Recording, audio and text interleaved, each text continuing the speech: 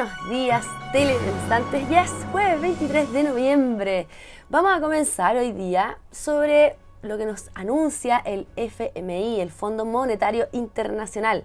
Dice que en Chile es necesario reformar impuestos y pensiones y alerta sobre la situación de las ISAPRES y polarización política.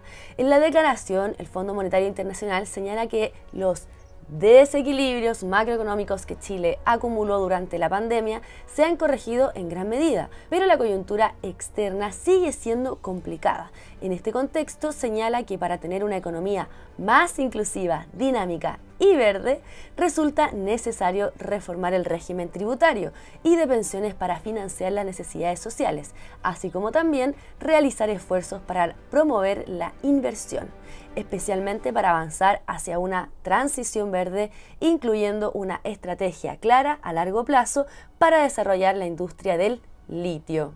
Entonces aquí es donde yo creo que ustedes se preguntan, ¿cómo llegamos a esto? ¿Cómo saltamos de recuperar la inversión, de recuperar la inestabilidad, a tener una economía más inclusiva, dinámica y verde? Explíquenme usted cómo se correlaciona todo esto. ¿Cómo se correlaciona todo esto con una reforma tributaria y con la mejora en las pensiones? O sea, básicamente uno puede entender quién le está soplando en la oreja a don Mario Marcel, a ese ser que pareciese ser optimista, pero en realidad es mentiroso. Es que es calcado a lo que dice el gobierno. Sabemos ya que nos está mandando la agenda, ¿no? ¿Se entiende con esto? El Fondo Monetario Internacional, esta agencia progresista que lo único que hace es empobrecer países, endeudarlos y empobrecerlos. Mientras tanto, así como hablando más en serio, el otro lado de la moneda, ¿no? Les voy a leer el siguiente titular. Permisología y estancamiento derrumbarían las inversiones al menor registro histórico. Además, agregan el factor de la falta de nuevas iniciativas en relación a la inversión, ¿no? Estos datos que ustedes están viendo en pantalla, les puse un gráfico, son publicados en el diario y vienen de la Corporación de Bienes Capitales. Fíjense ustedes que para el 2024 se anticipa un desplome del 37% de la inversión. Ustedes, para que entiendan bien el gráfico, pueden ver representado en amarillo la inversión privada y en verde la inversión estatal. Y se van a fijar que en ambos la inversión cayó. En blanco ustedes pueden ver la inversión total. ¡Qué lástima! ¡Qué pena! Esto explica muchísimas cosas. Esto así como a simple vista, inmediatamente significa que el próximo año van a haber menos empleos. Y bueno, y todo lo que significa en consecuencia de esto. Fíjense que el sector más golpeado en relación a la inversión es la tecnología, con una caída de más del 80%. También ustedes lo están viendo en pantalla. Esto es el progresismo, ¿no? Esto es lo que supuestamente prometen los progres, un mejor progreso. ¿Hay progreso si es que no hay desarrollo tecnológico? Porque obviamente el camino para lograr mejorar la calidad de vida de las personas es la tecnología, es el mercado. Pero ¿cómo puede haber progreso si no hay inversión? Bueno, esto pasa siempre con los progresistas. Esta es la realidad. Y ustedes se preguntarán además, ¿dónde está la plata? ¿Por qué no hay inversión? Súper fácil. Las platas privadas se fueron de Chile. Todo comenzó con la reforma tributaria de Bachelet. Se acrecentó en el octubrismo. Y ahora, bueno, con Boric en la cabeza y Mario Marcel, que se las ha dado optimista, pero en realidad vemos cómo se va, lo ven ustedes en el gráfico anual, digamos, vemos cómo se va deteriorando cada vez más. Ahora, las platas estatales, ¿dónde están? En ideología, obvio. Vamos a hablar también de las ISAPRES, tema obviamente muy relacionado con todo esto, cómo se ha afectado el sector privado. Hace rato no tocamos el tema, pero justo ahora que las ISAPRES, algunos dirán, están en crisis. Lo cierto es que no están en crisis, están bajo ataque, las quieren destruir. Bueno, justo ahora que este gobierno, que no las soporta, a pesar de que las usan, ojo, aparece una solución en la ley corta de ISAPRES que curiosamente hace alusión o entrega la responsabilidad a FONASA. Les voy a leer. Camilo Cid detalla cómo operará la modalidad de cobertura complementaria que el gobierno propone crear en la ley corta de ISAPRES. Con el 7% de la cotización para la salud, el asegurador público cubriría en promedio el 38% de lo que cuesta la atención de las personas, y de ahí en adelante serían las aseguradoras privadas las que cubrirían hasta llegar al 65%, para lo cual los afiliados tendrían que pagar una prima adicional entre 20 y 28 mil pesos. La verdad, telepensantes, es que esto más o menos existe. Siempre ha existido esta participación público-privada y siempre las personas de FONASA se han podido atender en el sector privado. Esto existe, esto es una realidad. Y existen también este tipo de seguros que cubren lo que no está cubriendo FONASA. Ahora, ¿cuál es la realidad de la situación?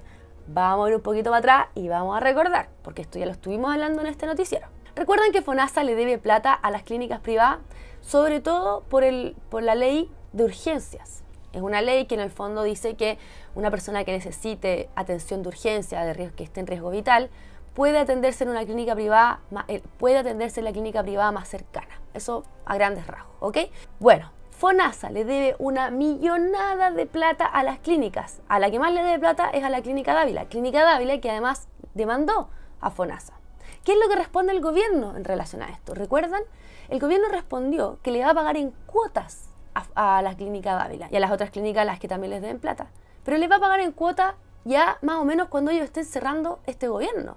O sea, básicamente lo que van a hacer es endosarle este gasto al gobierno que viene. Ese es el problema del sector público interactuando con el sector privado, que depende de la voluntad política, que van a quebrar a estas clínicas, que el sector privado depende del sector público, que no hay un mercado real.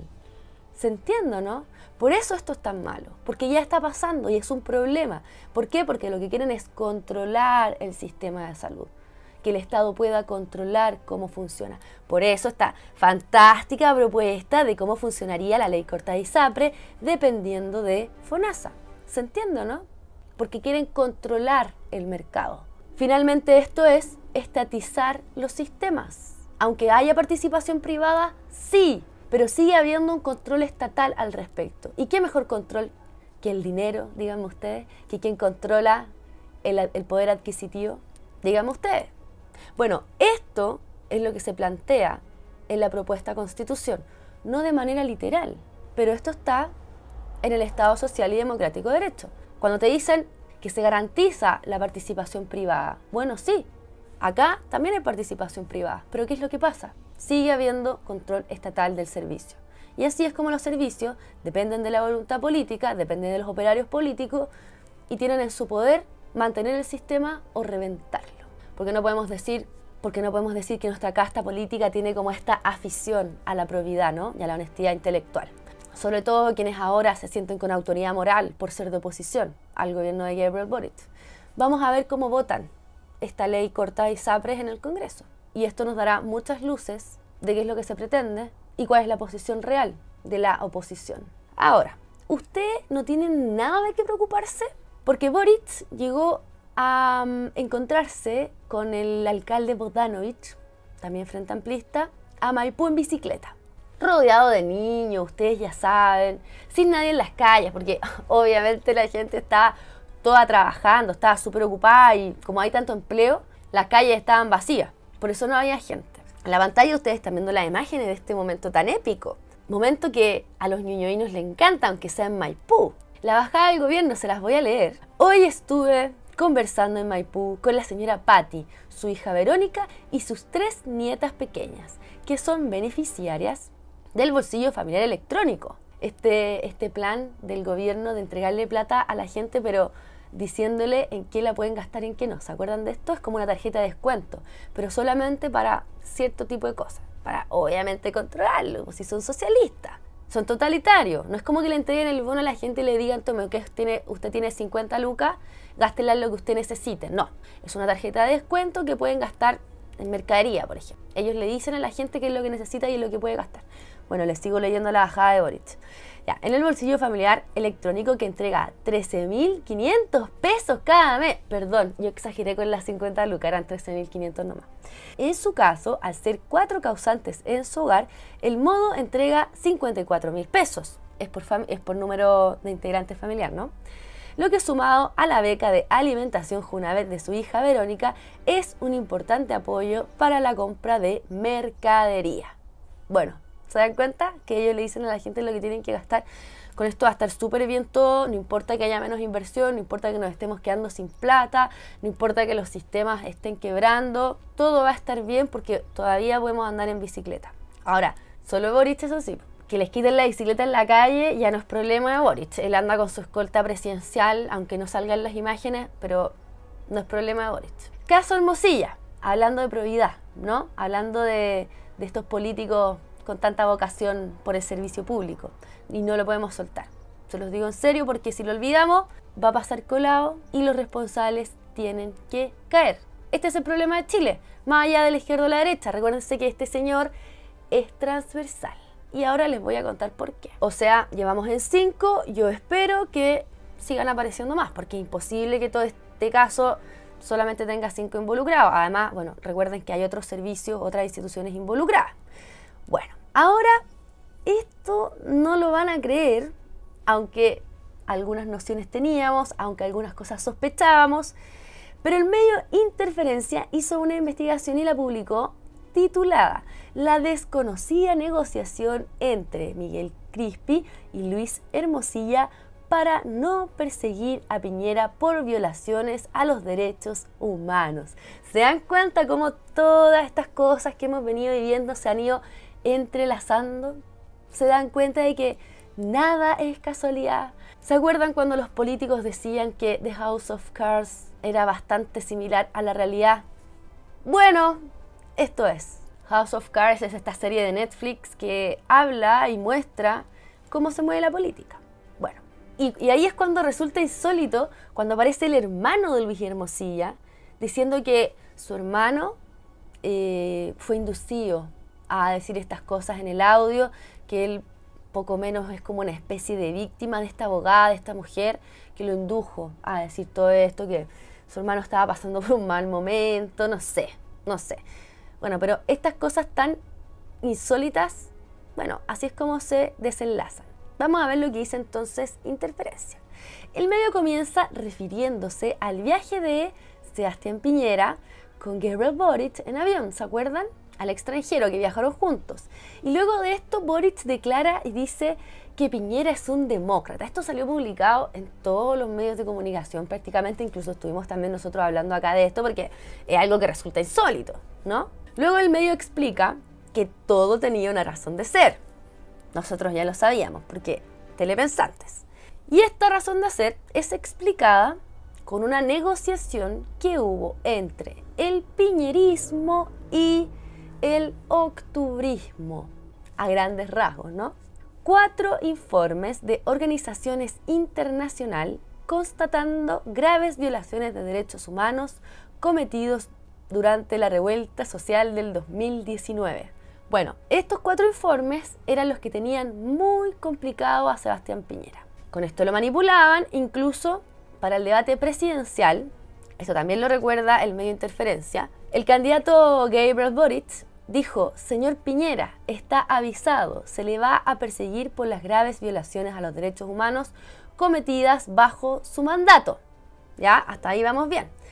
Tras el éxito de Gabriel Boric en las presidenciales, dice que comenzó el plan para evitar el enjuiciamiento de Piñera, con colaboradores como Hernán Larraín, Cristian Larroulet y Andrés Chadwick. Dice que para persuadir al gobierno de desistir la persecución a Piñera, pero persuadir es la palabra, o negociar, más conocido como transaca.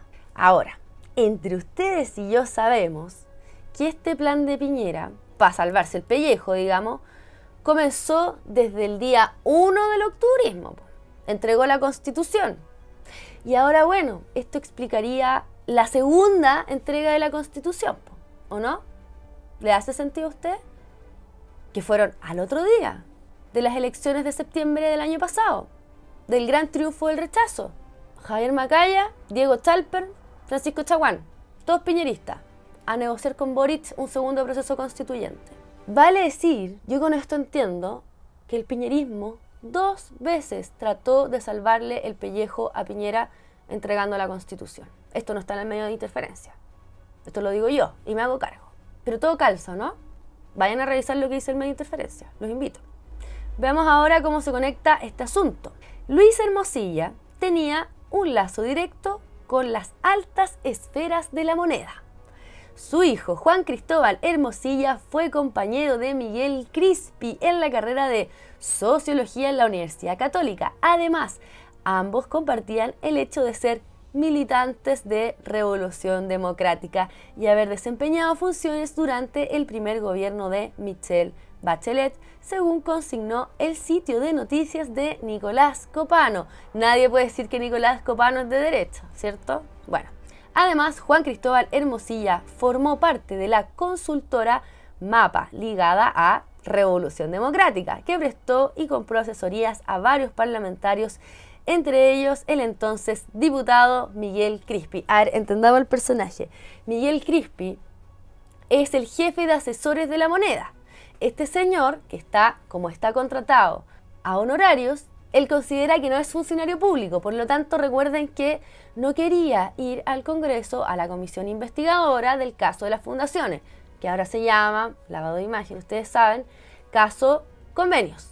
Este es el señor Crispi, una persona que está altamente ligada al caso Fundaciones, muy cercano a Gabriel Boric, jefe de asesores de La Moneda. ¿Entendemos? Bueno, este personaje es amigue del hijo de Luis Hermosilla, Juan Cristóbal Hermosilla. ¿Por qué? Porque son compañeros. Compañeros, en ese sentido, compañeros. ¿Se entiende, no?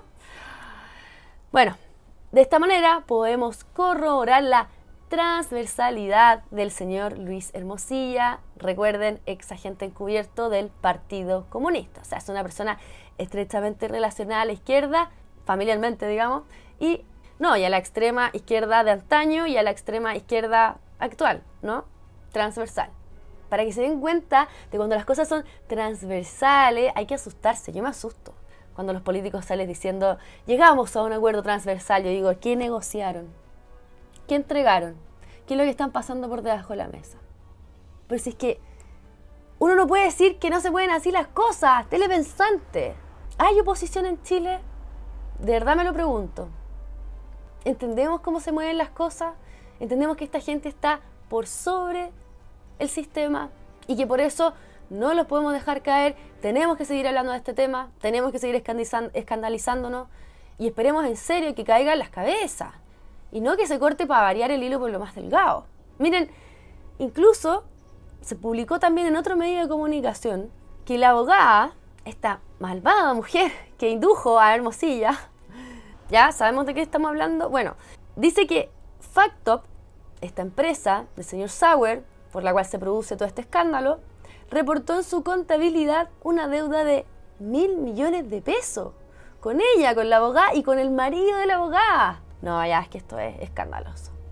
Escandaloso. ¿De verdad el problema de Chile es la Constitución? ¿De verdad? Ya, miren, y para ir cerrando, esto también salió publicado en un medio de comunicación. Ustedes saben que no me gustan las encuestas, son un arma de doble filo, pero esto me parece que quizás no necesariamente es manipulable, ¿no? Dice que un 58% de los encuestados señala que el triunfo de la opción en contra no influirá en la estabilidad del país, mientras que un 27% considera que de ganar esta preferencia el país será más inestable. Me alegro que la gente lo tenga claro, fíjense. Sobre todo con esta campaña que han hecho desde esta derecha, ¿no? Derecha que se siente con superioridad moral por avalar este proceso constituyente y extorsionar a los chilenos con la inestabilidad. Porque sabemos que la inestabilidad no tiene que ver con la Constitución. La inestabilidad es porque no se cumple la ley, por toda esta cantidad de inmigración, de invasión extranjera, por la falta de inversión, por el aumento de la delincuencia y el crimen organizado. Eso es lo que está generando la inestabilidad. Y nada tiene que ver con la Constitución. Si la Constitución es el fetiche de las élites de nuestro país, es una discusión que a nadie le interesa más que a ellos. Ya vimos, por ejemplo, lo que se proyecta en relación a la inversión para el próximo año, independiente del resultado del plebiscito. Yo les quiero decir que para que podamos seguir avanzando en esta batalla cultural, en esta batalla política, que no es lo mismo, pero obviamente hay una relación, a la izquierda hay que decirle que no. No dejarles pasar medias tintas, como lo ha hecho Chile Vamos durante tantos años, y miren cómo estamos.